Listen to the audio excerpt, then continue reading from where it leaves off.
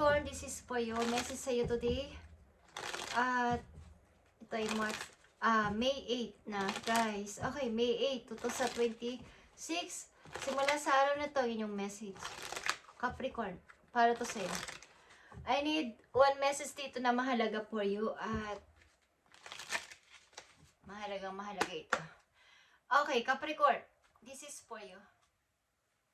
Take the spirit. Nandito ang 5 of Pentacles, guys. At 3 of Swords.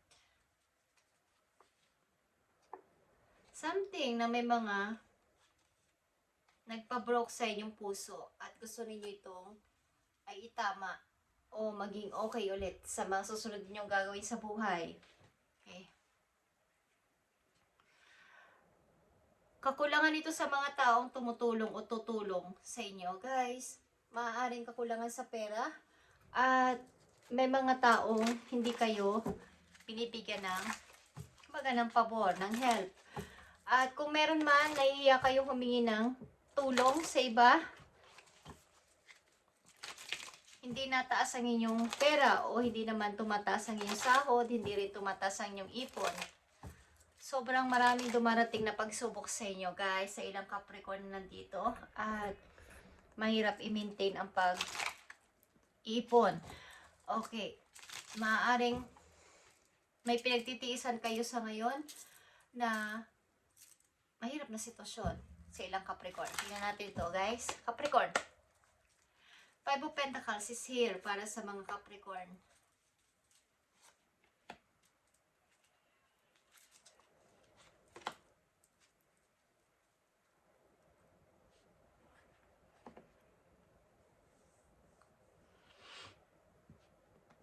So, meron naman kayong hihinga ng tulong, guys. Meron naman pwede sa inyong magbigay ng help. Kaya lang, nahihiya kayong magsabi o meron kayong kaya ko tong gawin sa sarili kong pamamaraan. Meron kayong paninindigan na ganito na ako na lang ang maghahanap ng solution sa problema ko kaysa makaabala ko sa iba. Okay, Capricorn, nandito ang 6 of Wands, 2 Pentacles, and Page of Cups. Okay.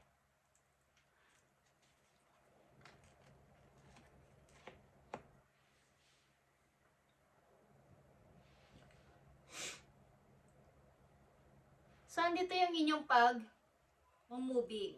Okay? Mabilis lang na pag-moving sa buhay. At maaaring naghahanap kayo ng trabaho ilan sa inyo. At the same time, meron din sa inyo nagme-message dito. Para, kumbaga, papiliin kayo kung kayo ay sasama sa ganito o mag-i-accept nyo itong ino-offer niya sa inyo. Maaaring ito ay may offer din ng love dito. May kasamang love. At maaaring hindi nyo alam kung paano kayo mag-i-start or magpipili dito. Sapagkat meron kayo ditong concern sa inyong maiiwan. Okay? Maaaring may kakulangan kayo sa pera, so kailangan ko tong, kumbaga, pamimili ito. Kung pipiliin ko bang, kung i-accept ko ba tong offer ng tao na to, kung i-accept ko ba tong sinasabi sa akin ng tao na to, pero pag umalis ako, paano sila? Paano yung maiiwan ko? Pero kailangan kong gawin ito. Kailangan ko ng trabaho. Kailangan ko ng bagong trabaho. Okay, Capricorn, tingnan natin ang message sa'yo bago pa ito. 5 of Pentacles is here sa mga Capricorn.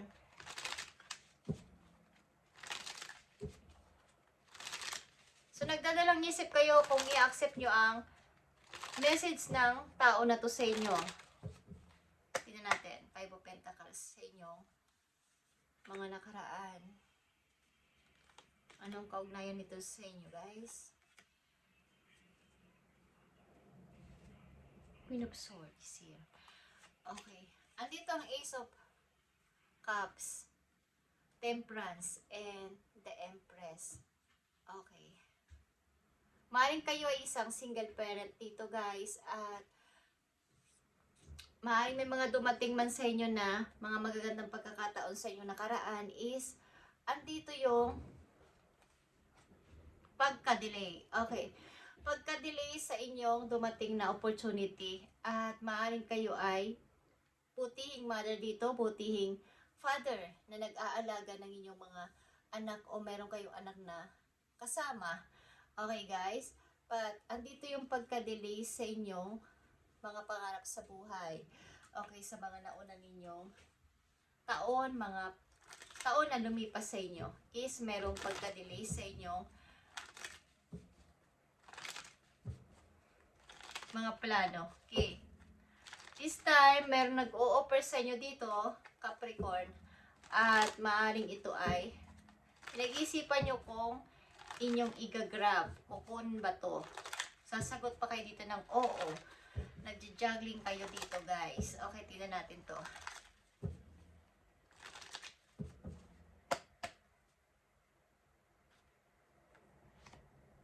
Tingnan natin to, Capricorn.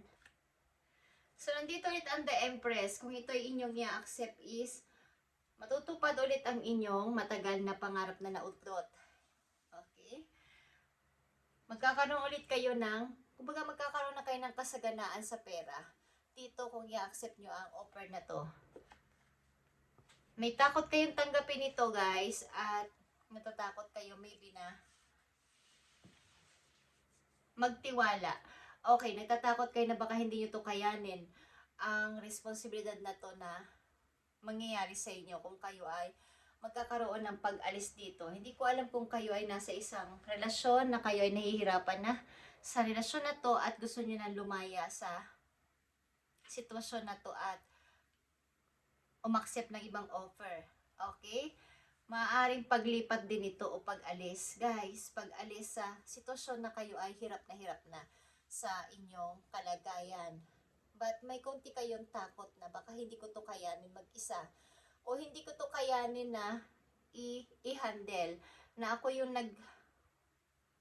magpo-provide dito sa mga kasama ko na to. Okay.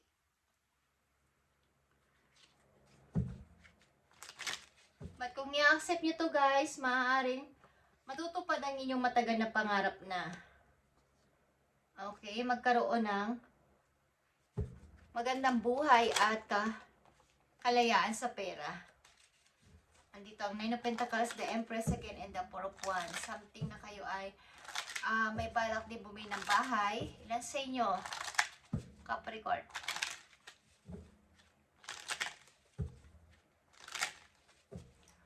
Maybe kayo ay umalis sa sitwasyon o aalis sa sitwasyon na to.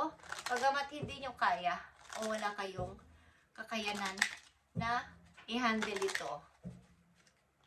Maaaring kayo ay nasa isang relasyon na hindi okay. At natatakot kayong pag dinala ko itong mga anak ko, kung kasama ko ang mga anak ko, baka magkanda gutom-gutom kami. Okay. Tingnan natin to Capricorn.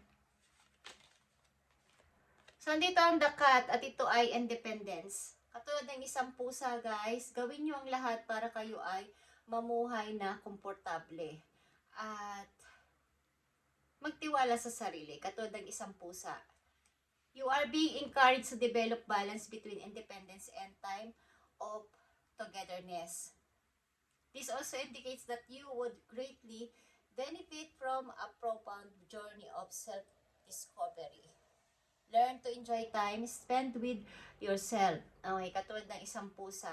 Ang mga pusa ay magaling mag-hunt. At hindi sila umaasa sa iba. Sa kanilang food, sa kanilang kumbaga, ano nga sila hindi sila namamansin.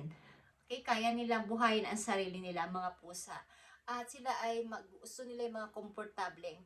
Pag sila ay dinala mo sa bahay, gusto nila yung mga malambot na higaan, magandang unan, magandang, okay, gusto nila yung malalambot na kama. Yan ang mga ugali ng mga pusa. At maaaring yan ang inyong dadanasin kung sakasakali na kayo ay makakalaya dito at tatanggapin ang offer ng isang, kumbaga ito yung opportunity. Ito ay pamimili sa dalawang trabaho na maaaring pagmumulan ng inyong magandang kita. Okay.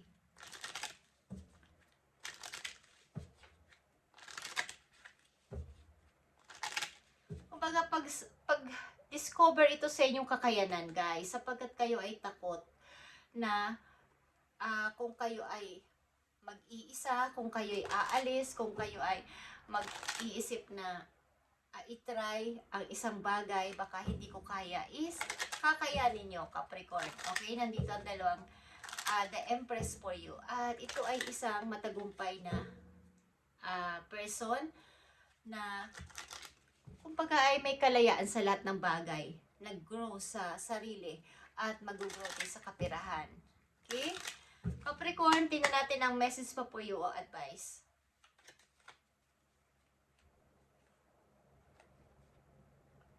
Okay. Learn to ride the waves of life. When faced with difficult times, you can either fight against the current or go with it. So ask yourself what is to be gained by depleting your energy, fighting against it. Don't do that to yourself.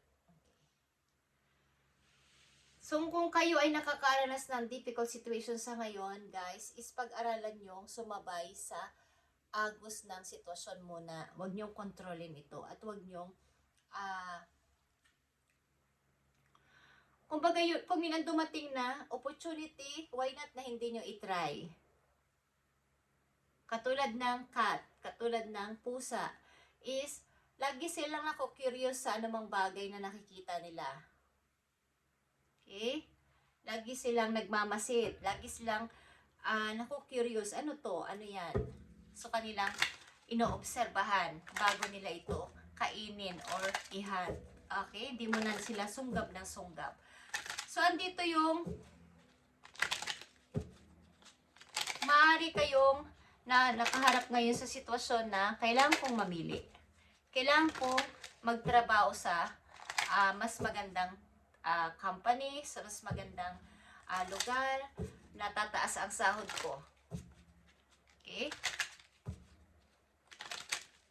So, wag kayong wag nyong munang unahan ang, kumbaga baka hindi ko kaya. Kakayanin nyo kung itatry nyo, guys. Okay, katulad ng isang pusa, magiging komportable ang inyong pamumuhay. Yun natin ang message pa po yung Capricorn.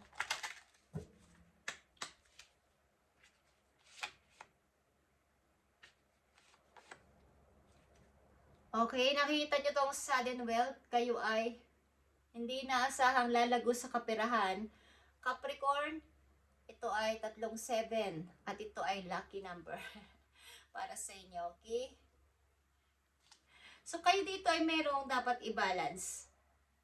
At meron kayong pamimilian na bagong path ng buhay, bagong daan, patungo sa inyong pag-unlad, guys. Okay?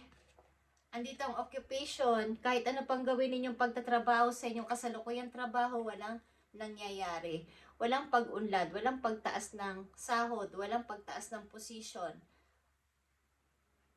Okay? Kailangan nyo dito ng changes. Relocation, twist ng career o twist ng inyong job. Nakita nyo ang 34, ito ay 7. Ito ay changes. Okay. Wealthy man. Ilan sa inyo is makakakilala ng isang may kayang tao, may kayang person na tutulong sa inyo para kayo ay lumago sa kapirahan o kaya ay, kung kayo babaeng Capricorn na nandito, meron sa inyo siguro dito nagme-message na isang person na pinamimili kayo. Maaaring gusto kayong isama or maging kasama sa buhay. Okay, ito ay may kayang person. Okay, guys? So, nasa sa inyo yan kung i-accept nyo to at ito ay paglago ng inyong sarili at kabuhayan.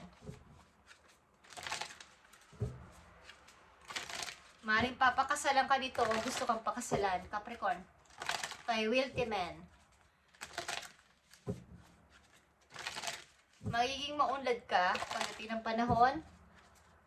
Makikita, tinitingnan mo na lang iyong mga na-achieve sa buhay. Okay? Tingnan natin ang message pa po yung Capricorn. Katulad ng sinabi ko, andito ang pusa. At gusto ng pusa mga komportabling higaan, masarap na food, at malinis na paligid. Malinis sa mga pusa kahit sila maligo, guys. At malinis sila sa kailang ginagawa araw-araw. Kahit pagmasdan nyo pa sila, kapag sila ay nagsi-CR, may ginagawa silang ganon, is gusto nilang takpan. Ayaw nilang ipakita sa iba. At talagang nililinis nila. Okay? Tingnan natin ang message pa po yung Capricorn. Be proud of yourself. Okay. Maging proud ka sa yung mga narating, nagawa sa buhay, kung ano man yan, maging proud ka, Capricorn. At nandito ang shine. Nakikita niyo itong shine? Kayo ay magsha-shine. At ito ay New Moon in Leo. Okay guys, maring kayo ay madidiling o may Leo sa inyong chart na mag-i-encourage sa inyo para kayo ay tumapang sa buhay at maging, kapag bumangon muli. Okay? Ang ilan sa inyo ay kung ito inyong ipagpapatuloy is magiging okay ito pagdating ng summer, guys. Okay? At New Moon in Leo ito. Summer something. Bandang July. Okay, July, August. Okay, guys. At andito ang inyong sobrang pagtatrabaho.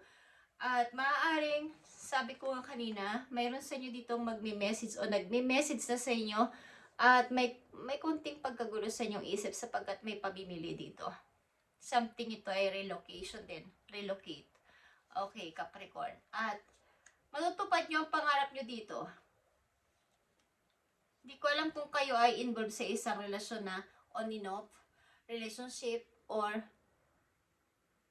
na-involved din kayo ang ilan sa inyo sa mga third party, but need yung gusto nyong i-fix ito, linisin ang sarili at magsimula ulit. Okay?